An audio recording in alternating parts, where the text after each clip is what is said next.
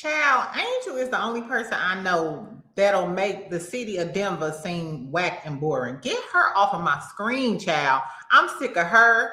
I was sick of them dudes that sat there and didn't stand up and introduce themselves to the girlies, especially the one with the cigar. I would have knocked that damn cigar out of his damn mouth and slapped him upside the sunglasses he had on. Girl, this trip is so damn boring. The highlight of this episode of Potomac was Mauricio fine ass on the damn preview for the next episode. Why is Mauricio so fine? Girl, what is his nationality? I don't know, but now I kind of understand why the boys like the exoticals, because Mauricio fine as hell. Exactly. Anyway, child, you can wrap Potomac up as far as I'm concerned. Even if Angel comes and tries to read down during the reunion, I'm done with her. Giselle, take over the trip. This shit boring. We're going to talk a little bit about Potomac, child. We're going to talk about Love and Marriage Huntsville. Because why when I went and looked at the trailer, my friend said this in the comments. So I went back and looked at the mid-season trailer.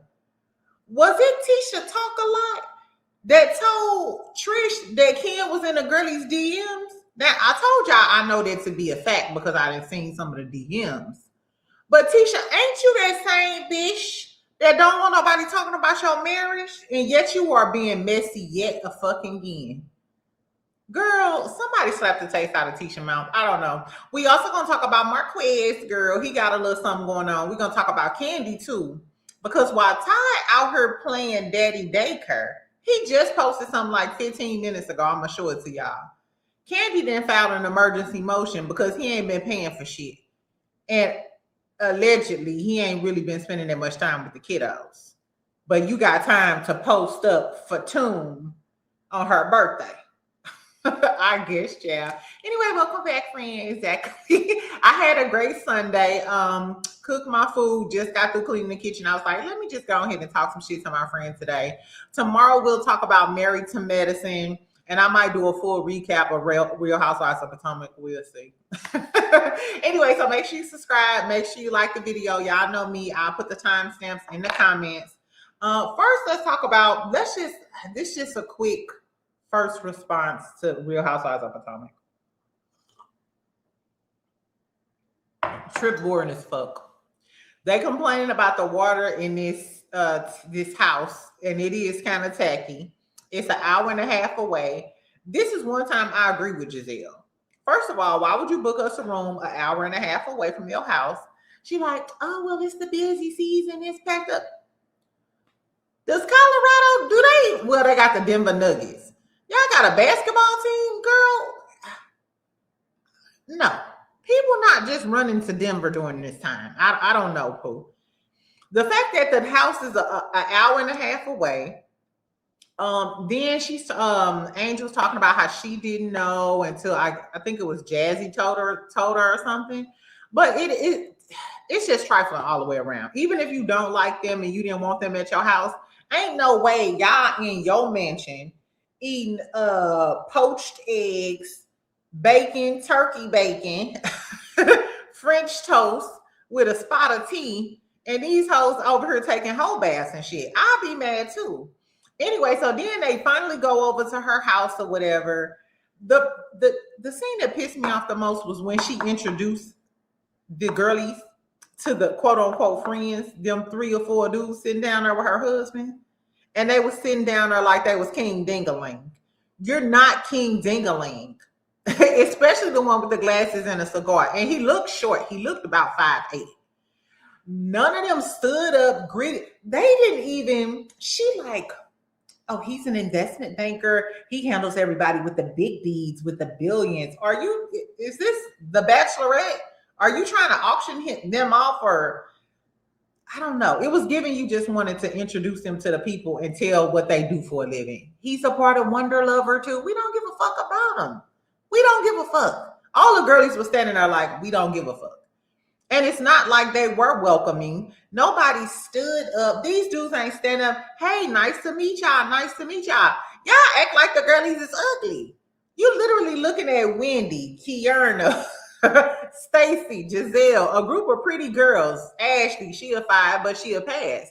The least y'all could have did was get up out of y'all damn seat. They waving like they Miss America in this bitch. Like the girl's supposed to walk by them and kiss their damn hand. That was strange. Anyway, and I don't care what nobody say, her husband don't seem friendly. And when she was asking about their pajama party and asking about the pajama party and stuff, he was looking like, damn, I gotta take care of the kids again. I do think Monique is kind of projecting her marriage issues onto Angel, but I don't think, I see some signs too. That's what I'm gonna say.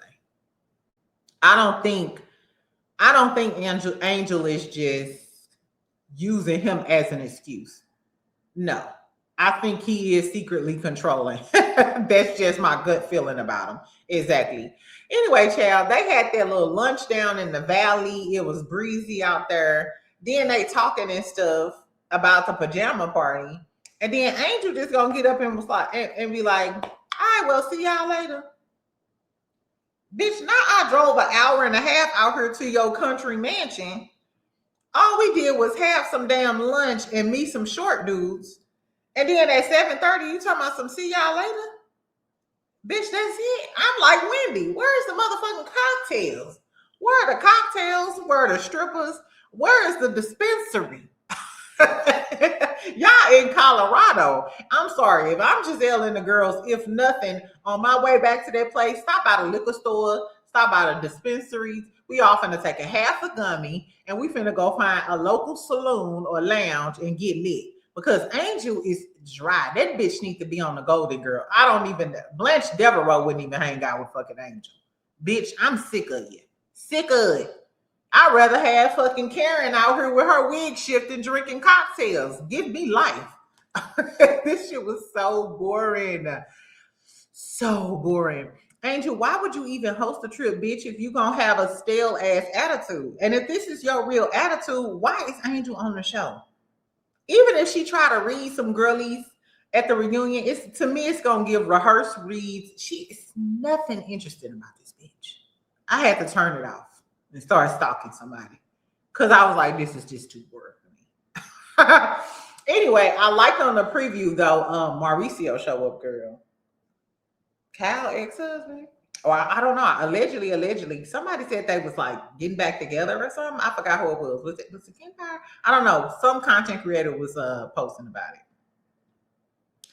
I don't know, but Mauricio showed up in that salt and pepper her. You know who Mauricio might remind me of? A young Victor Newman. Ooh, girl, Mauricio. I always thought Mauricio was fine, child.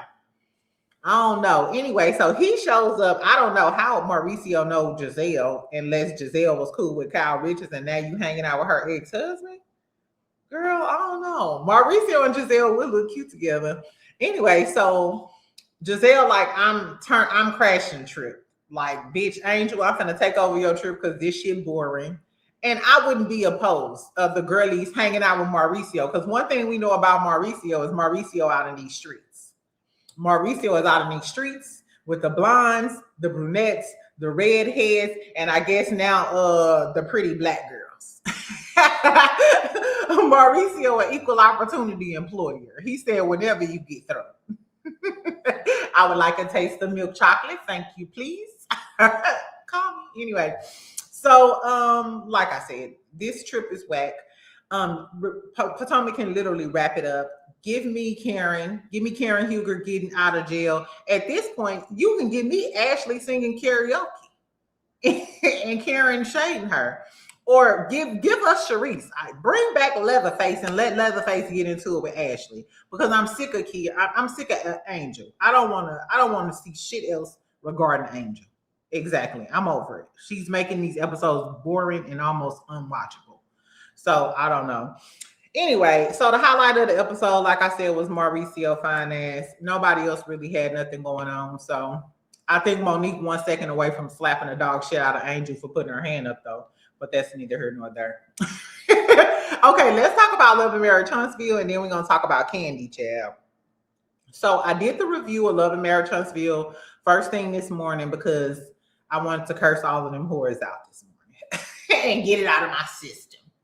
Now, like I said, my good sis was like, did you peep that Tisha was the one that said Ken was the one texting people. So in case y'all don't remember, in the mid-season trailer, that the hat. So I guess this was just, I don't know if this was the finale. If we got a mid-season trailer, maybe this was the mid-season finale. Girl, I guess. Anyway, so in the new trailer, first we find out that Trish was all up underneath Lance's post, and like I said in my review, I think Trish and Lance will make a really cute couple. I think so. And I don't think Lance will play those games with Trish, because Trish looked like she'll body slam Lance on his neck.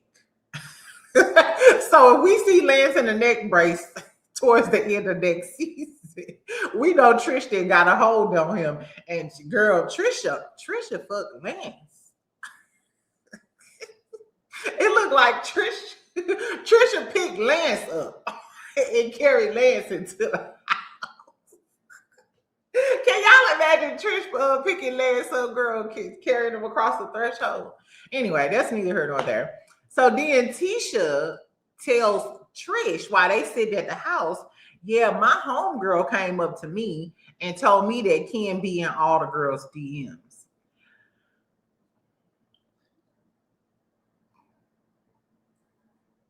If this was coming from anybody else, I wouldn't say nothing. But bitch, you the main one who don't want people bringing shit about Marceau to you.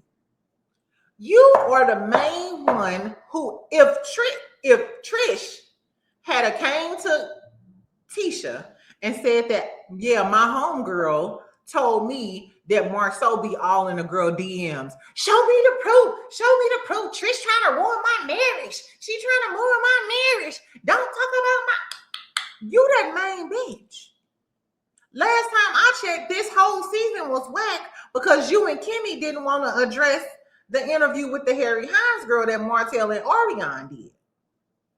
So the audacity of you to bring some shit to Trish doorstep, but you don't want nobody talking about your relationship. But you bringing rumors to the forefront about her relationship. Girl, Trish, what's the point of you being a muscle woman if you ain't gonna snap nobody neck? If you ain't gonna snap nobody neck, why are you on my TV screen, Muscle Milk?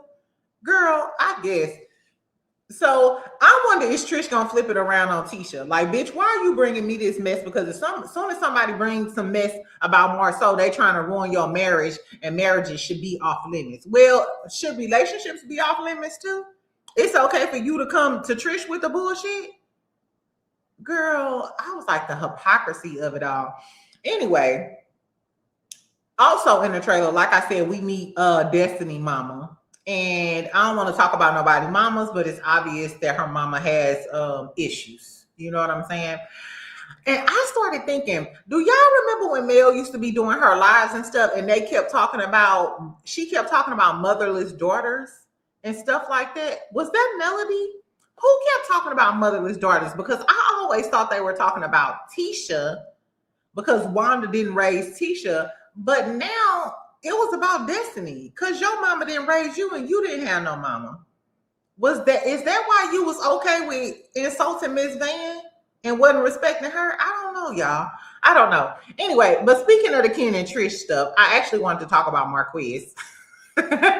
So tell me why. We know that Marques has been in Atlanta enrolling in the police academy.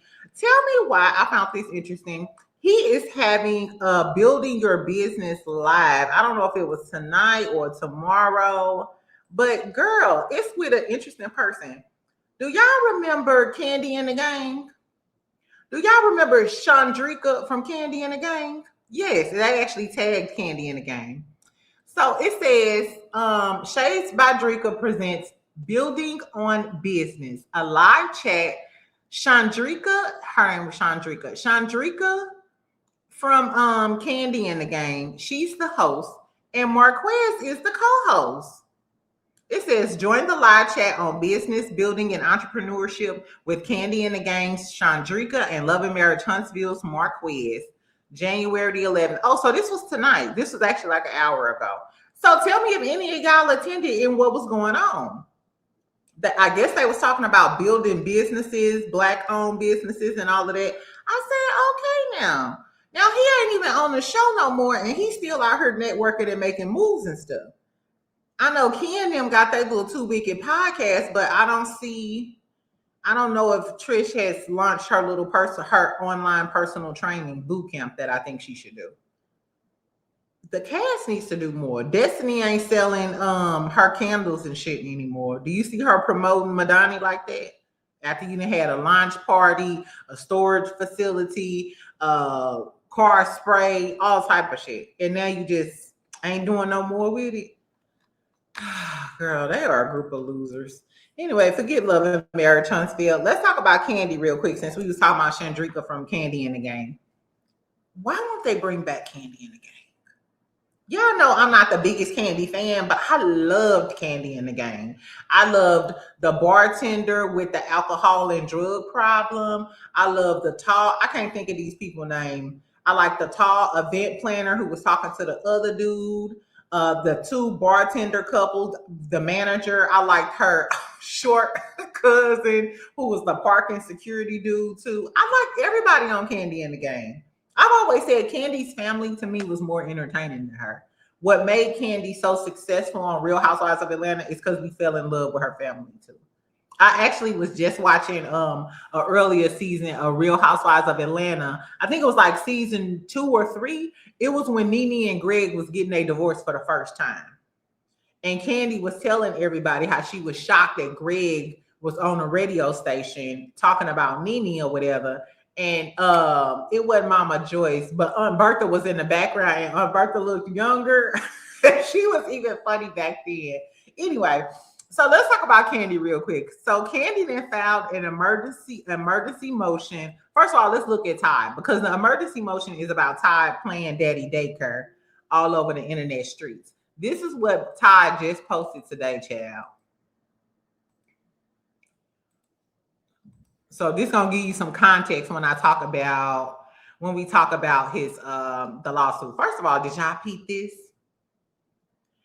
This is his birthday post to Fatum. Now you know they've been saying Fatum is Kandi and Todd's girlfriend, allegedly, because she be going on trips with them and stuff too. Now Kandi posted a happy birthday post to her as well. It says, happy birthday to Fatum. Enjoy your day. May this year bring you peace, love, and happiness and lots of travel. You only live this shit once, so enjoy yourself. You see somebody with a Nene gift? This is him and Fatum. Now, Kandi, mind you, Kandi was here on all of these pictures because I've seen the other pictures. Kandi was here on all of these pictures. She was on this trip with him. Kandi had a matching little set thing going on. So this is him shouting out to Fatum, which of course that made the blog. So they like, what? But Kandi is cool with her too. You know. Blaze, what we doing? So this is yet another post of Todd trying to showcase that he with the kids, he's taking care of the kids. We all know that he already petitioned for primary custody of the kids because he wants some child support, allegedly. At the house hanging out. We having fun. At the house hanging out. Fun. Well, you hungry? What you want, a snack? Yeah. We going downstairs to get snacks. Let's go. You can pause that. You want me to pause it? Real parents don't come on here. You going downstairs to get a snack? It just seems Where's so your remote? informative. Oh man. Where's your remote? So we're gonna pause this. And it's paused. We're going to get a snack. Let's see what Ace is doing. This is so performative and fake. We're going to Ace's room. He makes sure to stop and show y'all that he also has Ace there too.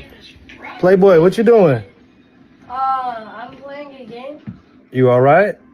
I'm kind of mad. Why? Because the train. So yeah, and this, of course, these are multiple pictures with him and the babies.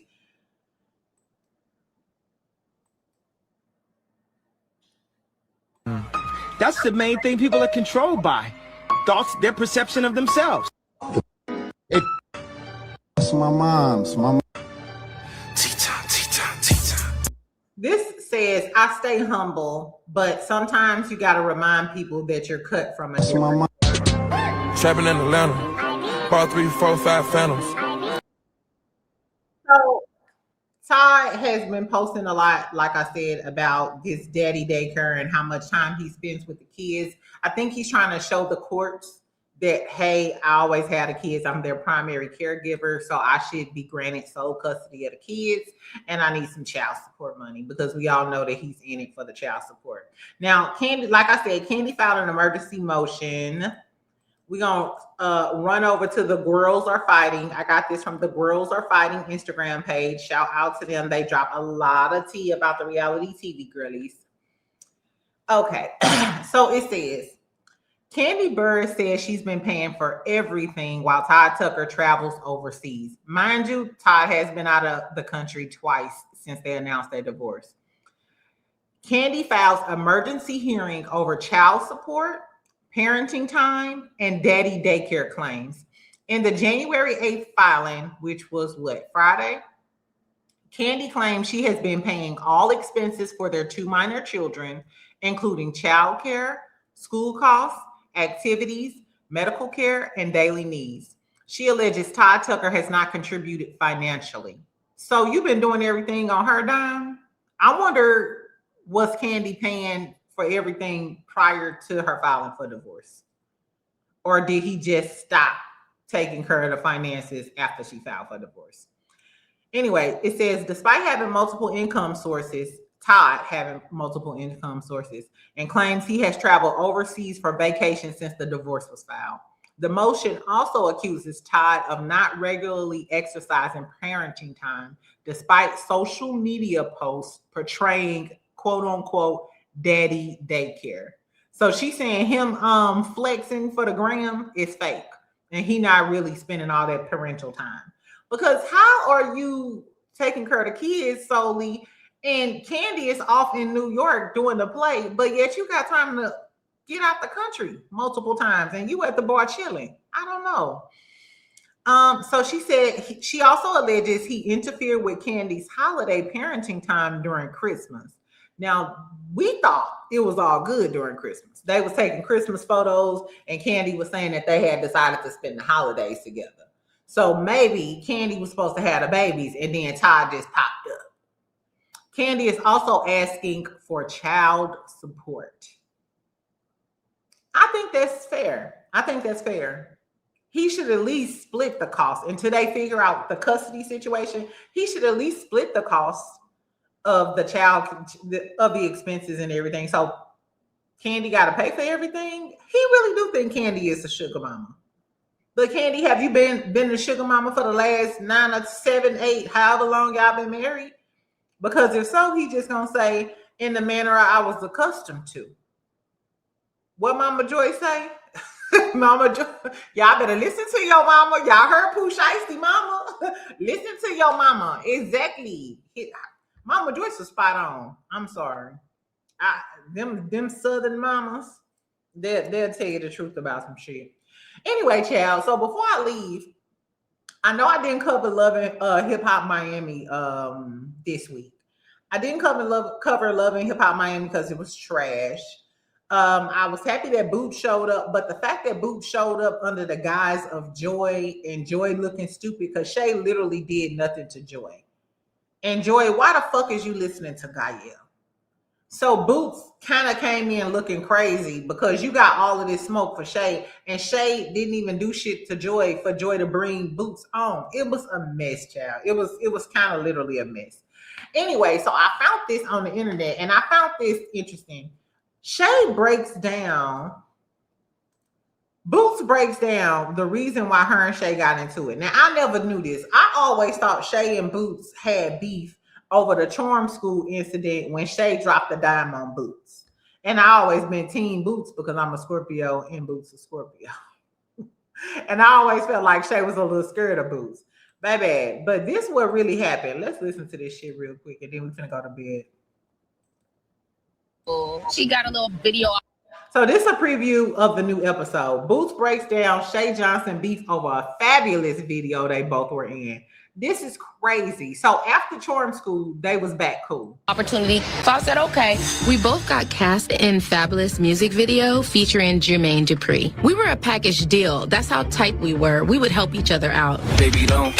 Baby, don't. Baby, don't. So while we were on set with Fab, he told me he wanted me as the love interest. So I don't even remember this song from Fabulous, which is crazy. I don't even remember the song, but as you can see, Bootz is the head girlie. We do the video. In the middle of the video, she hating because I was the main lead of the video. I thought we were in this together. Shay should have been happy that her friend got the lead. Bootz look mean as hell. I don't know if that's a Scorpio thing, but Instead, she was bitter, and this is all the screen time she got.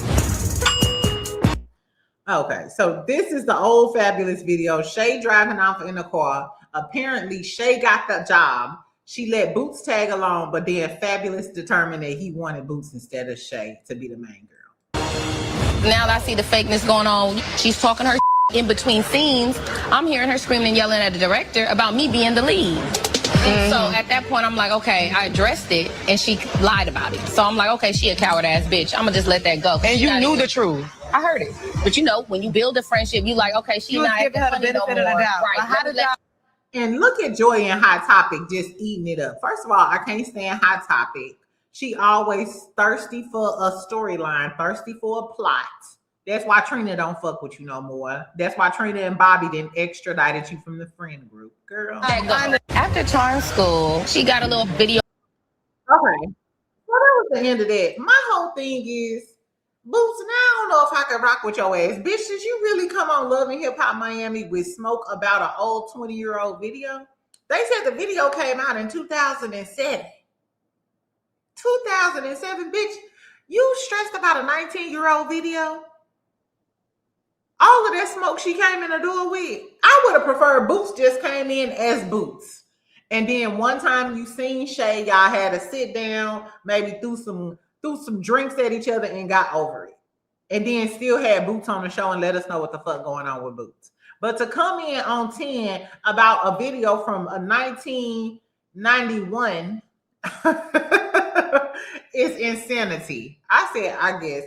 And shout out to Shay. The reason why I think probably it showed up in my algorithm is because I was looking at Shay's story. And let's send some prayers up to Shay's daughter, Shay Johnson from Love and Hip Hop Miami. Shay's daughter's in the hospital. She's been doing stories on Instagram about how they gave her some amoxicillin and was trying to say it was an earache, but it was obviously something different.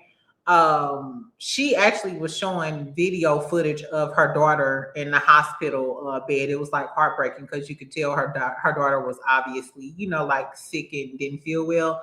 Anyway, so prayers up to Shay and her daughter. I really hope they figure out what's going on with her daughter and she feel better. Hopefully it's something just like, like a cold or something with the baby.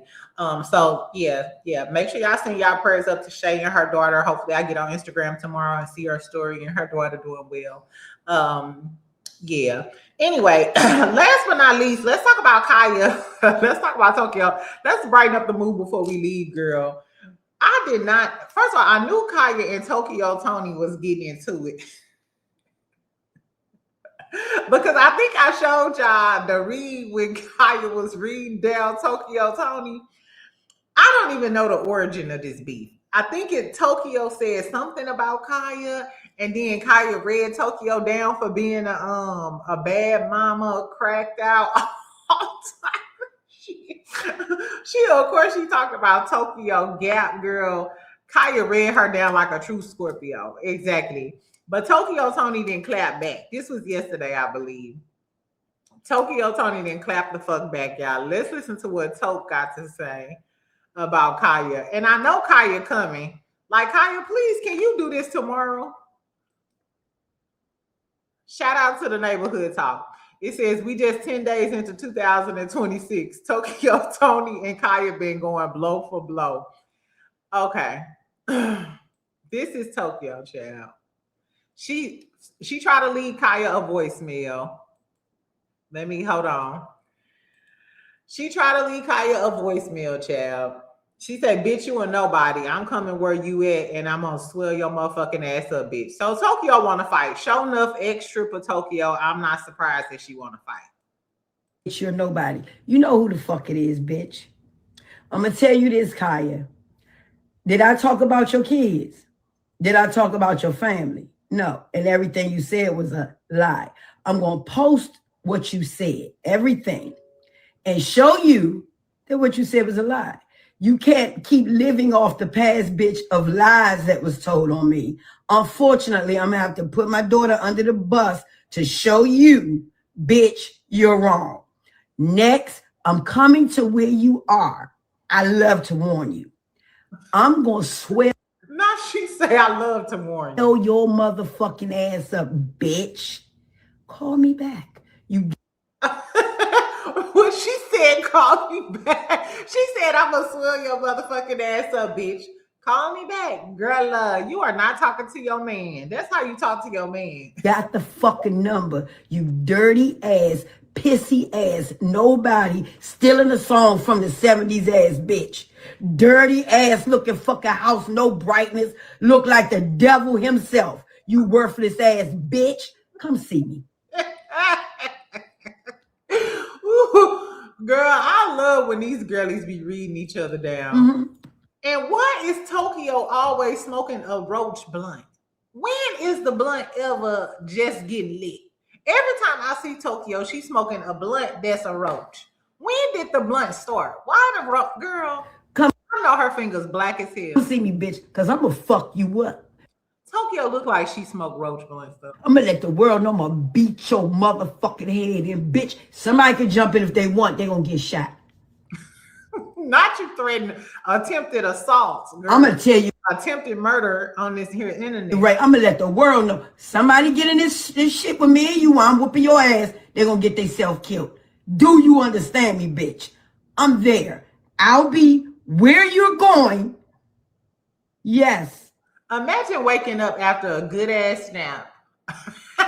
Imagine on Sunday, girl, you just done ate some greens, some smothered chicken, some corn and shit. You done took you a good ass nap and you wake up to this voicemail. Getting that ticket now. It'll be two of us there, bitch, and I'm gonna be the one beating your ass. Do you understand me, bitch?